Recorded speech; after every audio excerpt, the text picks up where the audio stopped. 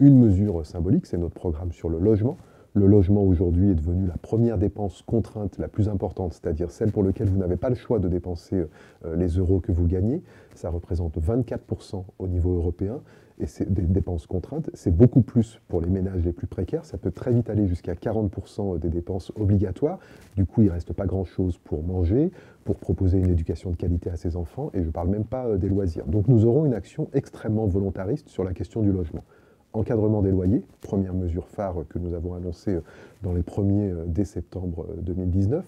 Mise en place d'un système qui permet de séparer la question de la propriété d'un logement et de la question de la propriété du terrain, puisque nous pensons que le logement est un bien commun qui ne doit pas être un produit de spéculation. Et donc nous mettrons en place, nous avons déjà commencé à le faire, mais nous continuerons ce qu'on appelle des bails réels solidaires qui permettent aux gens d'acheter leur appartement sans être propriétaire du foncier, donc ça permet de l'acheter moins cher, et nous assortirons à cette possibilité une condition anti-spéculative pour que lors de la revente, on ne puisse revendre le bien qu'en fonction de l'augmentation de l'inflation sur la durée où on a été propriétaire de ce bien.